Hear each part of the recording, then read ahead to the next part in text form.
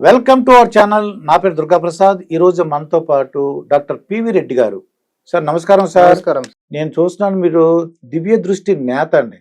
అవును సార్. మీరు చెప్పిన ఇదివరకు మన వీడియోలు చెప్పిన అన్ని కూడా రాజకీయం కానీ తర్వాత సామాజికంగా ఏమైనా జరిగిన విషయాల్లో కూడా అంటే సంఘపరంగా ఏమైనా జరుగుతుంటే మిమ్మల్ని అడిగితే మీరు చెప్పిన అన్ని కరెక్ట్గా యాజ్ జరిగినాయి.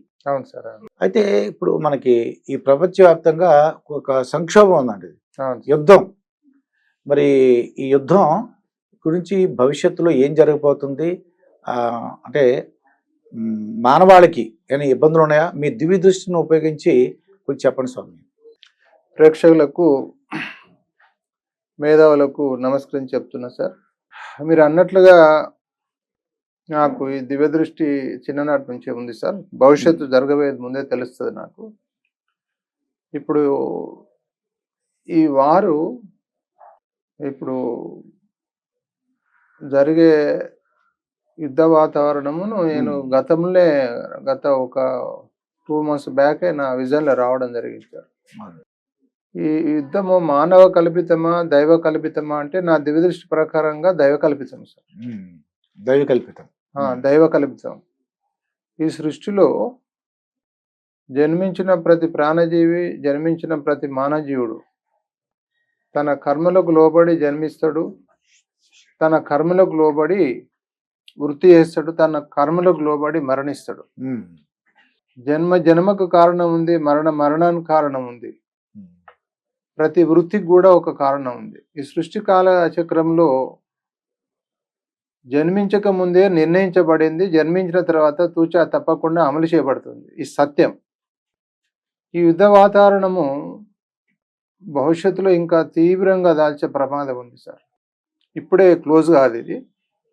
ఉత్తర ఈశాన్య దేశాల నుంచి దక్షిణ ఆగ్నేయ దేశాల మొత్తము యాక్చువల్గా చెప్పాలంటే మన రక్తము ప్రవహించి నదులై ప్రవహిస్తుందా అన్న అంత భీకరమైన యుద్ధ పోరాటాలు జరగబోతున్నాయి.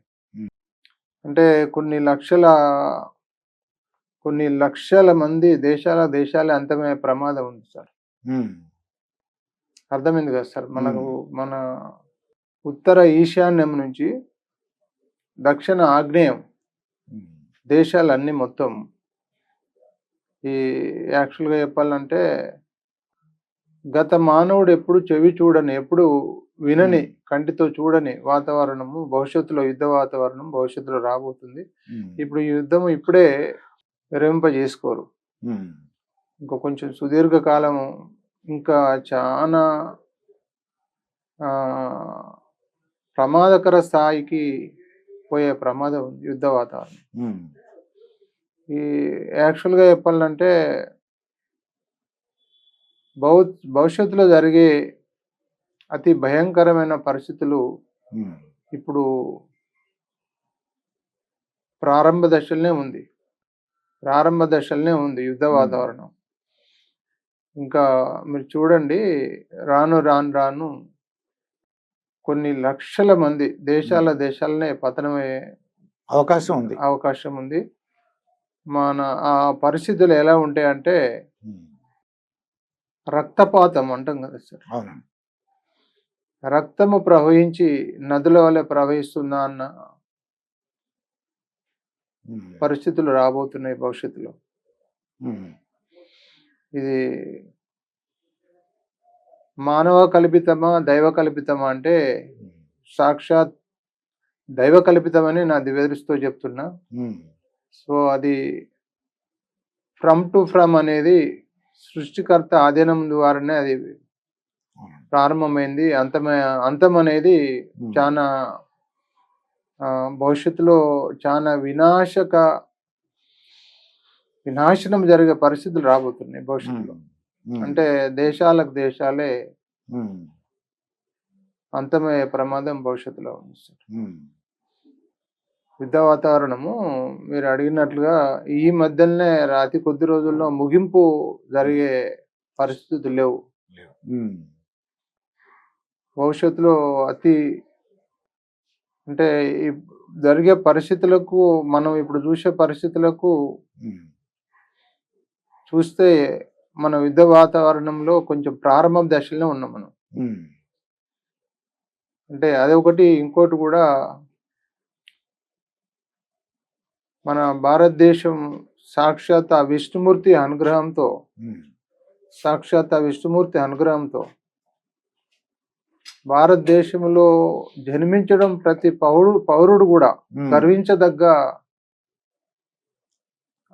అభిప్రాయాలు గతంలో రాబోతున్నాయి. ఉమ్, భారత్లో జన్మించడం మన గత జన్మ సుకృతం అనే భావము ప్రతి ప్రపంచంలో ఉన్న మేధావులు కూడా మన భారతదేశాన్ని నిజంగా సాక్షాత్ భగవంతుడే పరిపాలిస్తున్నాడన్న అనుభవాలు ప్రపంచ దేశంలో ఉన్న మేధావులు ప్రతి మానవుడు కూడా గ్రహించబోతున్నాడు. ఉమ్, ఇది అంత సెక్యూరిటీ జోన్ గా భగవంతుని దృష్టిలో భారతదేశం ఉమ్. ఉండబోతుంది, ఉంటుంది. నాకు ఇది నాకు బ్రహ్మసత్యం. ఎందుకంటే అండి ఇప్పుడు 2 నౌకలు ఎల్పిజి గ్యాస్తో వచ్చేసినాయి, 2-3 వచ్చేసినాయి అండి. ఉమ్.